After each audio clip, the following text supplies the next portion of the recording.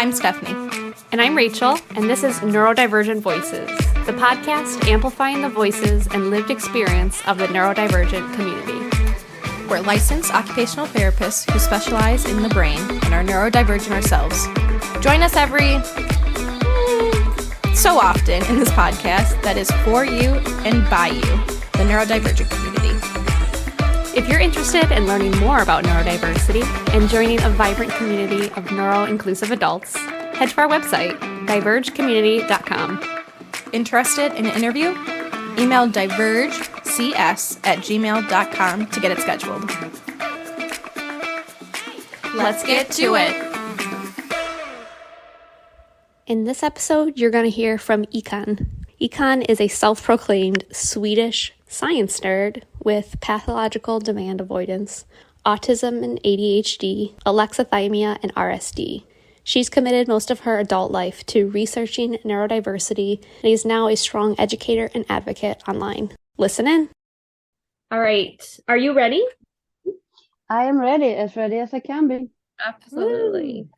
All right. So we're going to start out by having you introduce yourself and let us know where you're calling in from. Right. Do you want like a total introduction of everything, with your diagnosis and everything? Let's just start with your name and where you live, and then we'll dive in for the next one.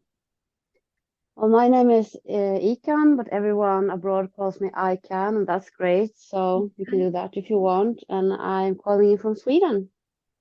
Wow. Exciting. Our first international person. I love it.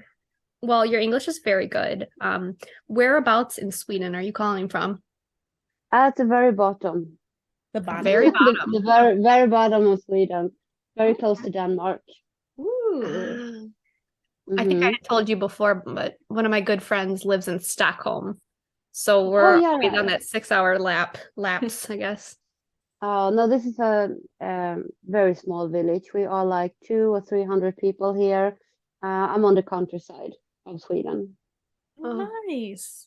Well, all of your TikTok videos, it looks like you are in some sort of like whimsical oasis where you are. So it's very beautiful. Like there could be fairies dancing around you. Yeah. Yep. That's the vibe. I definitely I am an outdoorsy kind of person. Van life wannabe, true Swede. So yes, I do all my stuff outdoors. Oh, jealous. Yeah, we were just outside, and there's something about being in nature that just feels right. It does. It is, and I always recommend it to people I try to help because of the release of the slow dopamine while walking in nature. Exactly. And serotonin also. Yeah, the sunlight and serotonin. Beautiful. It's a good mix. It is. And that vitamin D. I was just wanting to because this is going to be an audio recording, if you wanted to give like a visual description of what you look like so that people can kind of imagine that, we can stay front on our end. All right. So being from Sweden, I'm kind of pale, kind of like Casper the Ghost. I have colored dark hair and gray eyes, and I always wear black glasses because I love my glasses. I think they make me look smart, and I'm kind of on the heavy side, but like in a good sturdy way. Beautiful. I don't know how to describe that. Yeah, I would say I am very similar with just red hair and black glasses. It's the black glasses. I am very similar in the description with just red hair. Dyed red hair, not natural. Yeah, same with me. Dyed black hair. I'm a blonde, but really? It's not for me. Super blonde. Stereotypically Swedish. Okay. The black hair looks natural on you, though. It does look natural. Oh, thank you. I didn't know. I worked a lot with that. Good. Well, a quick visual description for myself. I'm also, for me, pretty pale, but my baseline is kind of more of an olive. Yeah. I have dark brown hair that's pulled back in a bun, which pretty much always is. And I'm wearing an orange tank top and black sweatpants, and I've been wearing this outfit for the past 3 days because when you find something that's cozy, you just stick with it sometimes. Yeah. Safe clothes. Yep. Safe clothes. Safe Exactly. Yeah. Well, wonderful. So Ican, am I saying that correct? It doesn't bother me in which way you are saying it. Just do what's comfortable for you. It's Okay. a hard pronunciation. I appreciate that. And I mean, who wouldn't want to be called Ican? I'm just saying. I can do it. Yes. I can do. It's a great part. So I just wanted to really quickly maybe tell why I'm just calling in with audio. Is that okay? Yeah, Absolutely, please. All right. I was born with dyspraxia of speech, and I didn't really speak until I was 5. I had hypalexia, so I could read immensely, but I didn't speak, and they put me in speech therapy when I was 6.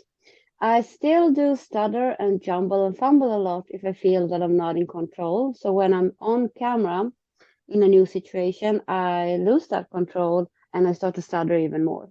So this is just a more comfortable way for me to communicate. I love that description. That's it. Yeah. Thank you for sharing that. And I can tell that you have really good self-awareness around that and kind of what are some triggers for you. Yes. So thank you for sharing, because I'm sure other people can relate to that, and you're helping normalize that. Yeah, we don't need to adhere to any expectations. So Exactly. all right. So can you share a little bit or a lot of it, whatever you prefer, about yourself and how you spend your time? All right. I'm going to dive right into with the hello, I'm autistic. Perfect. This is my whole personality. Perfect. I've considered level 2. We still have the level systems here in Sweden. Some other people call it support levels, but here we call it the level system still.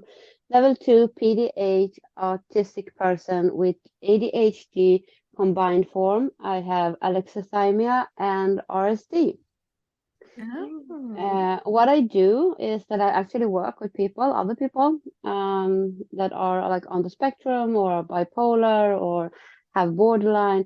And in my free time, I'm trying to start an online safe community for other neurodivergents like myself or people who differ from me, where they can seek acceptance and strive to be their best them, not in a coachy, holistic mumble jumble way, just like in an accepting way. And of course science. My TikToks and my Facebook and everything, there are some fun skits there, of course, but I'm mainly based around science and stats, because I want people to understand the depth of being autistic and having ADHD, not like the genetics and everything of it. So you mentioned a few abbreviations that we're familiar with, but our podcast, we have a lot of listeners that are very new to this world of neurodiversity and may not be as familiar. So I'm wondering if you could share a little bit about, you said PDA was one that you mentioned. RSD. Could you? I can do all 3. Yeah, thank you. So PDA is pathological demand avoidance, and it's a profile of autism. It's actually it's a way of life. And to simply explain it, you're going to want to do things your way or the highway. You are like anxiety driven, and things and expectations and praise, and it gives you anxiety. So you do want to be in control all the time. So that's like the PDA profile of autism. When it comes to alexithymia, it's the inability to recognize your own feelings and the inability to express your own feelings. That comes in mild, moderate, and severe. I have moderate, so I'm a bit of a bot. And a lot of people with alexithymia are either wise mind based or logic mind based. I am logic mind based, but I do dream a lot, and that's not common for people with alexithymia like me. So that's nice. And RSD is rejection, sensitivity, dysphoria. It's kind of what it sounds like. The fear of being rejected. See, here it starts. Rejected, or this feeling when you go into a room and you're like, the maybe they're talking about me. Mhm. They're looking at me. Mhm. It's more in depth, of course, than just that. But these are the basic of the three things I mentioned. I hope that makes sense. Yes, yes. Thank you for sharing. Those are all the three of those subjects are my special interests, as Rachel Oh, can good. attest. Yeah. So I don't think we just have ever talked about it on our podcast. So No. thank you for putting a definition to those abbreviations with probably much more grace than I could have done. Oh, thank you. That's so cute of you. Do you mind if I dig in just a little bit deeper because I am not as familiar as you two are? But with alexithymia, I'm familiar with it as a concept, but you kind of categorize it into two distinct groups where you said logic-based and logic or wise mind. Is that what you Yeah, said? well, What you can is that? be when we talk about alexithymia and not having alexithymia, if you have a deep connections with your feelings, you can be you are an emotionally based person. You can connect with other people, you feel what other people feel, you understand other people's feelings, you get sad when they are sad, etc. If you are wise based, it's then you have a little bit of both. You can connect somewhat and share both feelings and wisdom with other people. But if you're logical based, you will offer solutions instead of emotional support. Hmm. Interesting. And that's where I am. Interesting. I'll give solutions. Yeah. Thank instead. you for clarifying and defining that further. You just set off a little aha moment in my brain that I'm going to explore later within myself. Right. I Yeah. actually had a girl just the other day. She was like, "Oh, I don't have this and this." I'm like, "I have a video about this." And then she came back and was like, "I have alexithymia." Told you. Yeah. These are it needs to be spoken about more, like RSD, alexithymia, all these sub things that are connected with ADHD and autism. It needs to be spoken about a lot more. Agreed. I think. It definitely changes your approach on different things, because just even with alexithymia being a spectrum of just different ways you interpret information. A lot of mine is the expression based, where I have difficulty expressing feelings. I know how to feel. I like logically can feel the feels. But I can't put into definitions or words appropriately. Because word finding, because of my ADHD and dyslexia, is super difficult. So I agree that it helps to identify or have more people know about these other subconditions so that they're aware of what challenges might be troublesome, but that there is just understanding behind it. Yeah, and I want to add that, like with alexithymia, like you said, it's not that we don't have feelings. Like, of course, I have feelings. I just can't differentiate. I don't really know what's what. I do recognize the bigger feelings. I do recognize like anger, happy, but sometimes I can't differ between anger and sadness, for example. I don't think that even once in my life I've ever felt shame, for example. I'm sure I have it. I just don't know what it is. Oh, that sounded weird, maybe. Yeah. I'm curious specifically for you how you came to identify these specific profiles or trait within your autism. Is that something that you have been diagnosed or have researched on your own, or both? Both. Okay. I started my journey about 20 years ago with the researching of the ADHD and autism, because I was suspicious. And a couple of years later, I got like a couple of kids who were diagnosed really fast. So then I went down that rabbit hole for like 10 years, and then I got officially diagnosed. I collected all my data, all my things that I had researched, and said, "Hey, I think I have this." And they were like, "Oh, yeah, you do. And you know more than we do." Yeah. I was like a lot of women, up to 75% of women was misdiagnosed, and the number is still really high. And one of the most common misdiagnoses are borderline. So I was diagnosed with PTSD, borderline, depression, and like sleep problems, and all of those Mhm. were things that I have now instead. Wow. Misdiagnosed. Yeah. Mm.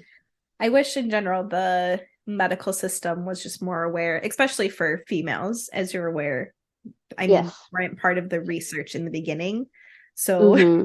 it's hard for us to really have a stand when a lot of these practitioners got their information from back in the early 2000s and 90s when we Yeah, were yeah. research. Right.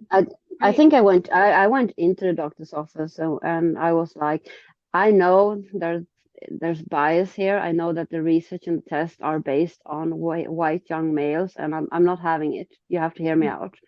Mm-hmm. Uh, Mm. I'm a bit of a pushover when it comes to doctors. Yeah. And you know, thinking about the diagnoses, I don't know how to pluralize that word, but the multiple diagnoses that you were given initially, Hmm. the approaches, the treatment approach or the response to some of Mm. those can be so drastically different than that of autism and neurodiversity. And so it just kind of makes me go down this path of wondering, do you feel that any of kind of the typical approaches that you had with those diagnoses were helpful or harmful for you? I'm sorry, that's kind of a deeper question than I intended to throw out there. That's all But right. One of I'm going through the benefits with my alexithymia is that you could ask me just about anything.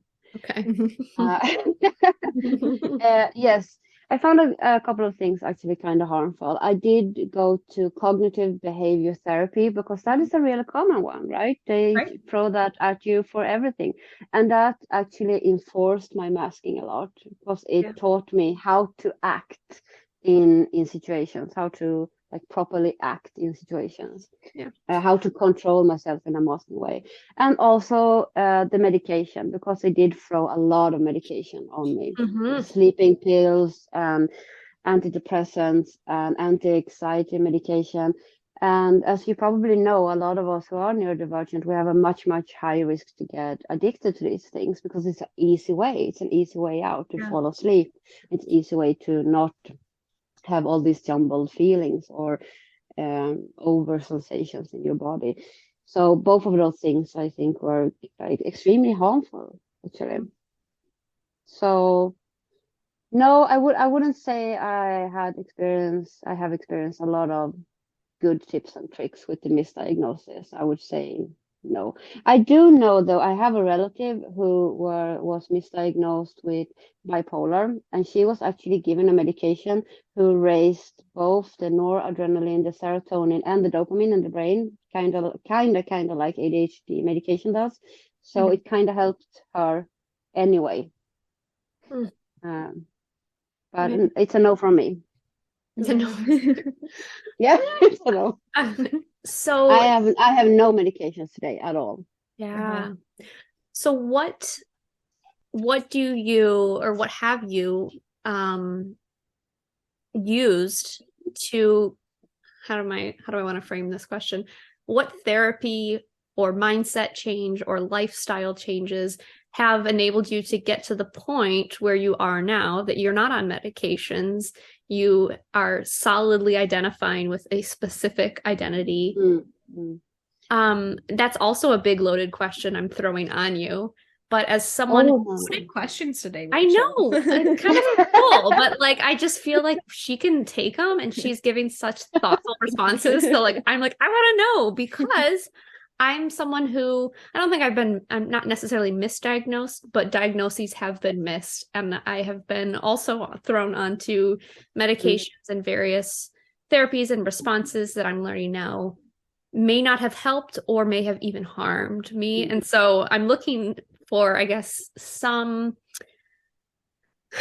hope, people that have been on the other side and been like, hey, once I figured this out, things got better. Well, actually, I did go through a lot of different therapies in a search for help, the Freudian ones, the CBT, the everything.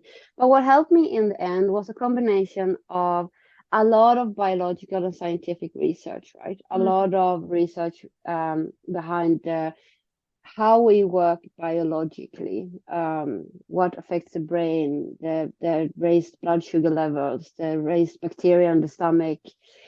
And also I did such a deep dive into social construct, social norms, history, and the combination of science and the realization that everything, almost everything, was made up, if that makes sense. Yes.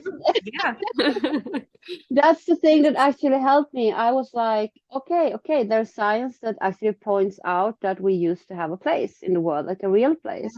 There are scientists that claim that autistic people kept the norms alive by don't eat that, don't go there. And there are scientists that claims that people with ADHD were people who pushed the flock forward. And now when we are living in a high technological, in majority neurotypical society, it's not always that we differ so much. It's not that we are so weird, but we don't have a place anymore. And this now I'm speaking for level 1 and 2. I do not want to take away the voices from level 3. I know that's a whole different story, so I'm not speaking for the level 3 community. They have their own voices that I'm not going to step on. But for me, when I came to that realization, like, oh, I'm just born in the wrong time. I have this body, I have all these reactions, I have all these sensory issues that I actually once upon a time maybe should have use of, but I don't anymore. Then the acceptance became super real for me. So now I'm kind of looking above it all. I'm looking at the people, they're living their lives, they're following their norms, and I don't know, it's kind of baffling nowadays. Have you ever like thought about, people are so sure of everything. They live for like, when they live to 20 or 30 years and they're like, this is the way, and then I step in and I say, do you know what it was like 50 years ago, 100 years ago? I don't know, perspective. Wow. Now I'm on a rant here. No, keep going. I'm going right down with you into this rabbit hole. But I hope it makes sense. I hope it makes sense. So if you connect these two and can like kind of see above it all, you will accept yourself in a whole other fashion if you just don't conform to these made up construct and norms. Don't do it. It's a trap. Yeah. It's a distraction.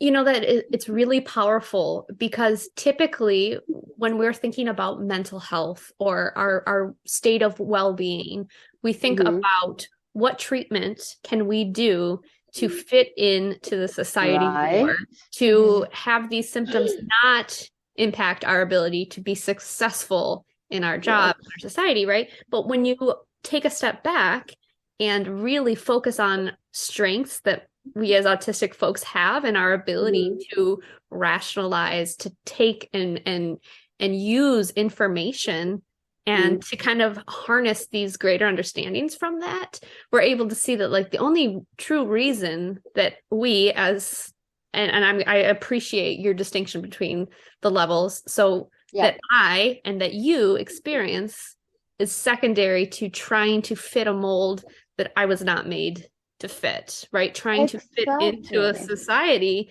that is set up for others. And so when you can appreciate that, take a step back and realize, like you said, this is all made up, this is all arbitrary, then with time, it sounds like those challenges that we experience decrease. Right? It's like my husband told me the other day. He was looking at me because I have we call it sensory issues, right? I cannot my English, I cannot remove, so I hear everything. I hear everything, and that would have been maybe such a useful skill like 1,000 years ago, 500 years ago. Hearing so my husband the other day, he was looking at me and it dawned on him and he was like, I understand why you're so tired nowadays. Nothing is ever quiet nowadays. There's freaking sound everywhere. There's traffic. There's so much people. There's so much going on in the world all the time. And my system was not built for that. Yeah. So, you know, you have to have perspective on everything. So I'm done. I'm not doing the fitting in thing at No. all. And I am actively a bit pushy maybe promoting the lifestyle of being you to Mm. other people. And I feel that I'm getting a lot of positive response. I mean, my online journey is quite new, but I'm growing fast. It's going good. Yeah, Mm-hmm. it really is. I mean, obviously that's how we met you and found out Hmm. about you. And you know, every video that you post really has like this kind of profound, I don't know what I'm trying to say, but I think they really resonate with people because it comes from this place of just like self-acceptance and ownership from you. Yes, There's like yes. never any ounce of shame coming from that. And I think that that kind of inspires and rubs off on people too. It's like, wow, look at this individual just owning this in a Mm. way that makes you feel like I can too. So yeah, you've been a huge, honestly, role model for me as I've been exploring That's my so nice. neurodivergence too. So keep it That up. is Yeah. that's exactly Yeah. what I want to do, because I hear people come to me like all the time now, and they're like, because they have these voices inside of them Yeah. that want to shout, and I'm like, here's the megaphone, go ahead, go, I'm right behind you. Mm. Revolution now. I, God, um, I love that. yeah. And at the same time, of course, I accept those people who haven't come this far, and the people who have been gaslighted by doctors, by family, there's so much, right? There's so much these people have experienced, and so I try to guide and help the best I can in the time frame that fits them. Yeah. Because if you tell a kid the entire life that the sky is green, the sky is green, the sky is green, even when she grows up and is like, oh, wait, everyone is saying the sky is blue, in the back of her head for the longest of time, she might still think about the sky as a green sky. Do you understand that Right. metaphor? Mm-hmm. Yeah, yeah. Yeah. I like Yeah. that. Right. It takes time and I mean it's this is still early in my journey. And so I'm able Mm, to see it firsthand and starting to explore this within like my own social circles with my immediate family and friends, and to mm, see kind of the progression within me and also them of understanding. Like my most common response when I'm sharing this kind of stuff is confusion and denial. You know, it's like, but wait, right? We hear this all the time, but wait, you don't look Mm-hmm. like that. You don't, why would you think that, right? And so, like, my initial gut reaction to that is to be like defensive and be like, why do I always have to justify myself? But then right. coming from a place of understanding and seeing that, yeah, I'm telling them now the sky is green and they never saw it that Mm, way, to try and use Yeah. your mhm, metaphor. Mm-hmm. And so, but I'm watching them progress to the space of how could you think that you're autistic? Like you're not a little boy covering your ears and screaming in a corner, to mhm. this point of, well, maybe I'm autistic too, or isn't everyone a bit autistic? And I think that Oof. there's still a step further that needs to happen of understanding that, like, yes, we are all human and having this human experience, but no, we're not autistic because we can experience the same things as other people, but in a different way and in a more Yeah. sometimes intense way. So Mm-hmm. I'm just really enjoying kind of this progression of understanding within myself, and also that I'm seeing trickle in those around me of like, oh, wait a minute, my eyes are open now. Yeah, in some ways you can't blame them either. There's Yeah. not a lot of information about art. If you don't have it, in your family or in your kids or in your friends, it's not a lot of information that attacks you. Here in Sweden, at least, people, the new teachers and everything, will get like separate courses to learn about autism and ADHD, Mm. so that they can pick up these kids much earlier. Wow. But it's a progress. It's still a progress. And there's also a lot of people can get triggered by us, I have noticed, by autistic people. Mm-hmm. Like everyone has that, everyone does that. And I always tell these people, this is maybe a bad example, but I tell these people, yeah, but everyone everyone goes to the bathroom also, right? But if you go like 50 times in 1 hour, you're Right. different. Yeah, exactly. Yeah. I think something Different, not less. Mm-hmm. Yeah. Yeah. Well, something that I think that's so interesting in getting to learn and hear from you is the cultural difference too, and the place of understanding and acceptance that I think is more common in European countries in general compared to where the US is. I feel like we are always a few steps behind and kind of occasionally taking some guidance from European countries, but not always. So a lot of the resources that we're using, the communities that we're finding are all thousands of miles away from us. So in a sense, we are using, the work that you're putting out and other creators like you as a template for creating some sort of social change and acceptance here. And obviously we're not doing this alone, but we feel like we are in this uphill battle constantly of not being understood and I'm not sure enough people care yet. Right? So we are just in this place of trying to, it's not our job to make people care, but to present material in such a way that it's interesting and people might care because it's interesting, right? And options. And I've seen the cultural differences. Most of my followers are from the United States, and they I don't know if that's why they come to my profile. We don't have ABBA here. We don't have Autism Speaks. In our medical health care, we are given the option when we are diagnosed to call it a disability, or we also given the option to call ourselves different abled or different minded. It's like in our medical criteria here. You can pick and choose in other ways that I feel you can't always do abroad. We have get to know your autism courses.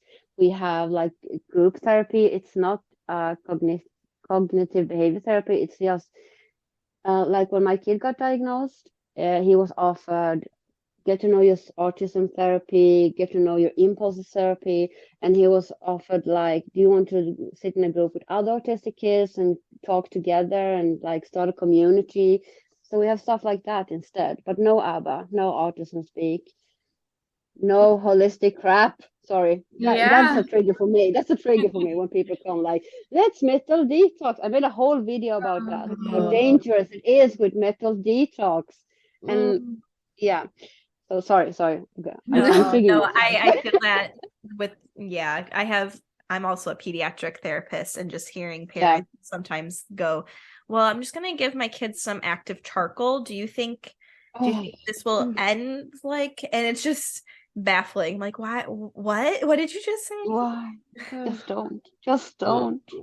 Mm-hmm. So I see a lot of cultural differences, and I feel like I've met a lot of people who have come over to my side and said, okay, thank you. I thank you for I actually also had a couple of mothers who had kids who were level 1 and 2 cancel their ABBA meetings. So that's wow. Nice. Mm-hmm. That says a lot. I think in the United States, we are so deeply ingrained within a medical model of pathologizing everything. And so that informs what sort of supports are available.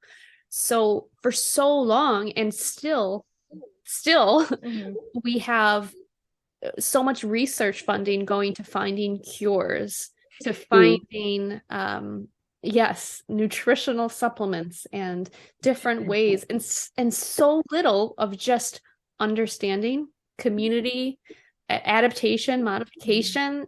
And so it's no wonder that there's so much shame around it, because to be pathologized is to be defective, to be differed, and to be in need of fixing. And here's a triggering thing I always say, that people don't always like me. Okay, so I hope your listeners will.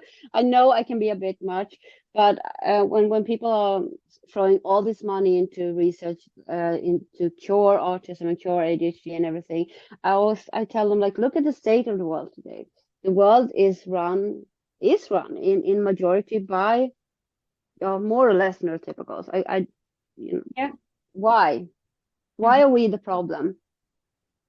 Yeah. Right. Right. Put your money elsewhere. There's so much we could do instead. Because the world is it's somewhat sad place at times to look at, actually, if we're going to be completely honest. It's a mess. Mm. And I'm not saying we're better or anything. I'm not like doing the elitist I am autistic, I'm better than you kind of thing. Right. I'm just saying, like, there's so much other things we could focus on and throwing money at than curing this. Right. There is world hunger still, and the fact that we know so much about like the biomechanical of the muscles and bones, but we know hardly little about the brain in general. Right. So we could be just spending our time and money in other avenues instead of nitpicking battles to kind of further differences, instead of just understanding disease work, period. This obsession of having us all in the same box. Yeah. And this, I think there's also, and I don't know if you find this in Sweden too, if this is a culturally neutral thing, but there's definitely this environment or this culture around having a quick fix for everything, right? And if something can't be fixed with a pill or a 6-week program, right, then we're not interested. When you're looking at neurodiversity, something that is a lifelong journey of self-discovery and understanding and undoing of learning, that's not really too appealing for people in our country, in our culture, to think that like I don't think based out of laziness. It's just this culture of where we can get anything on demand quickly. And that's what we've become accustomed to. So this idea of like, but if there's just a pill I can take, or if I can just drop my kid off this one therapy and they'll be better, let's do that. Yeah, I hear you. I feel there's a higher acceptance in Sweden. Actually, we are known as one of the more progressive friendly countries when it comes to being neurodivergent, being trans, being homosexual, or what have you. We have a lot of laws that protect minority groups. We don't have the same unemployment rate that you guys have. Right. We had a lot of special programs. We are protected by law. You cannot fire an autistic person for asking for accommodations, for example, and stuff like that. So yeah, we are not focusing on the quick fixes in that way. We are focusing on having a cohabitation. Something I don't like though that we have in Sweden is that we are like a super inclusive country, to that point where we don't allow home studying. School is for everyone. Everyone should be able to go to school. Everyone should fit in schools, but they're taking it a bit too far, because some autistic kids and some ADHD kids, especially if we have like introverted practical ADHD or autistic kid, might not actually fit in the school model. And they struggle. So I wish there were more school options for us here. They took the inclusivity too far. But they mean well. It's a nice country to be in. It's a safe country to be in. If you belong to a minority group. It is.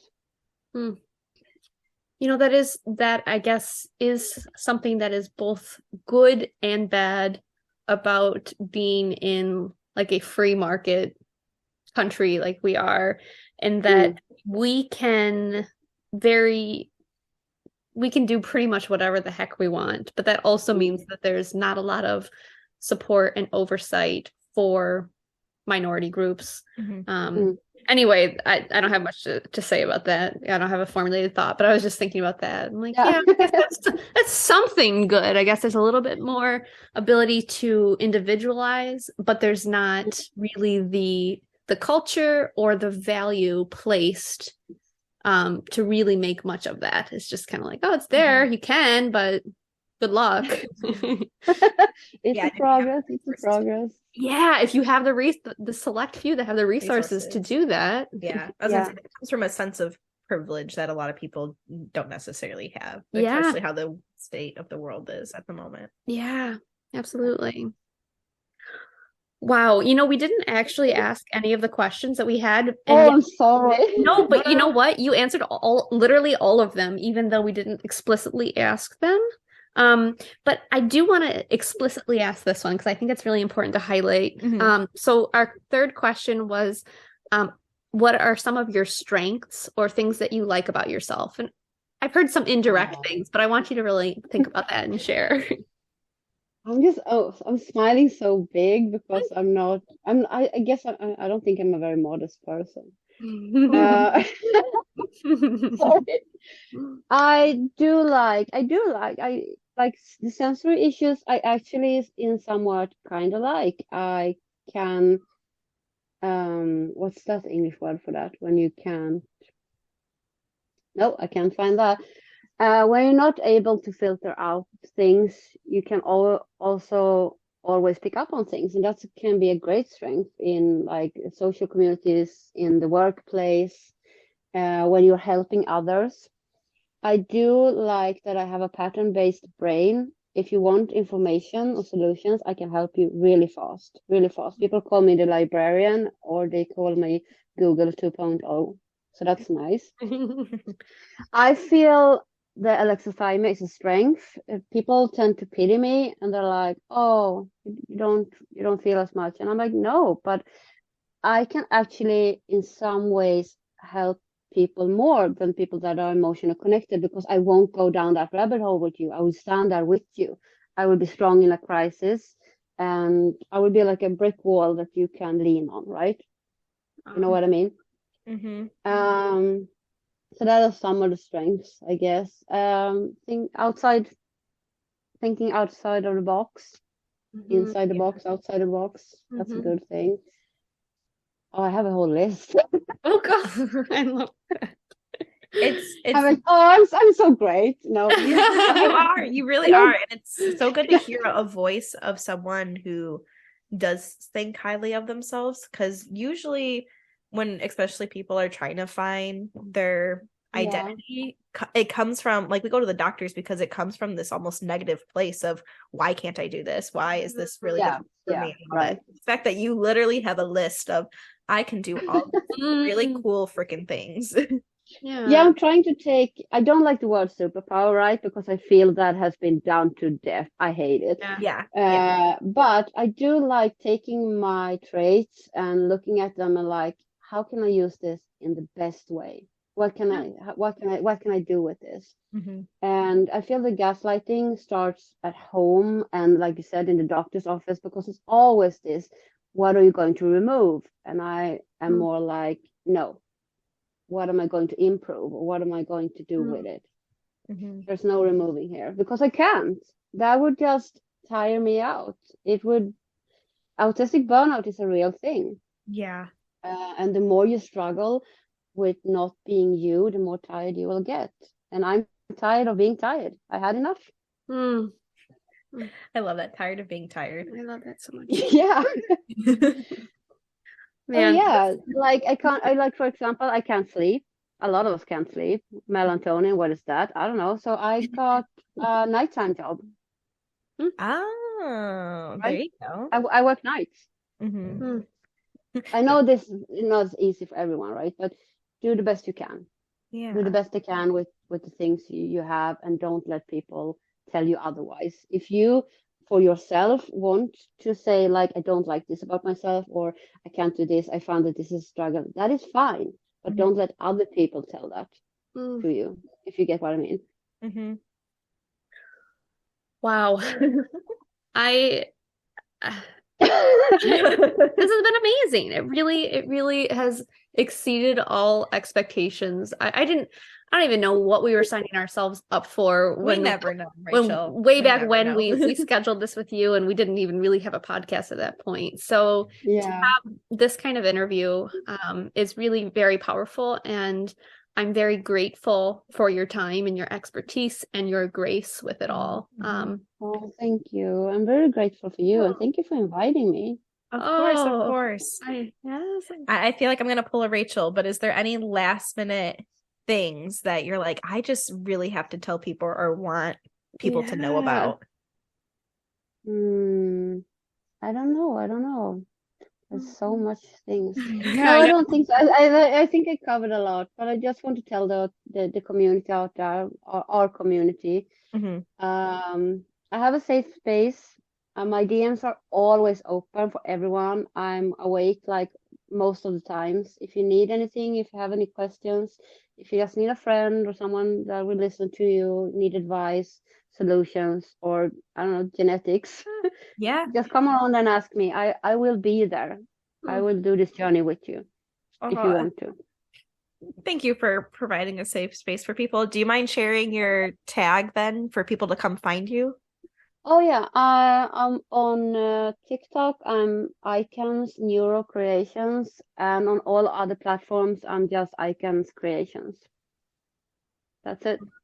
I love it. Thank you so much for. I don't know what time it is over there, but it's pretty much nighttime for you, right? almost 8, right? Yeah, it's almost 8 here. Yeah, Okay. But it sounds like that's 6 or early 7. for you. I live in the future. You're in the future. Yes. Ooh, How yes. is it? How is it later today? It's so nice. So fun. Beautiful. We're having beautiful weather right now. It's between spring and summer. You would love it. It's so nice outside. It's very beautiful. International trip. We're going. I know. It's You would be so welcome. Yeah, like I honestly mean that. If you ever want to come over and visit, mi casa is su casa. Oh, we can come have fika.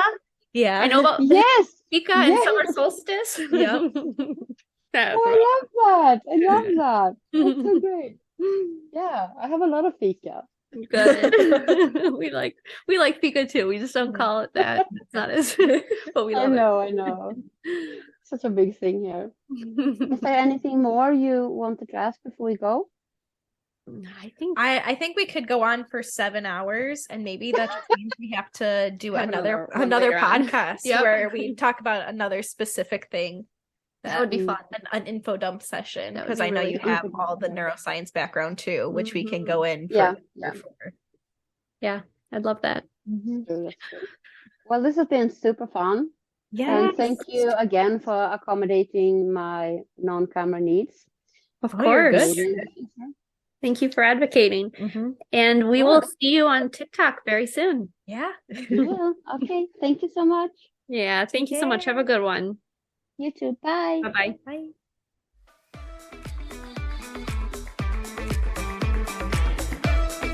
Thank you for joining us for another episode of Neurodivergent Voices. Interested in an interview? Email divergecs@gmail.com to get it scheduled. If you've been enjoying Neurodivergent Voices and want to support this kind of work moving forward, please go to divergecommunity.com to check out our membership options as well as our monthly webinars. When you subscribe to Neurodivergent Voices, rate it and share it with friends. More people get access to it. So thanks for doing that.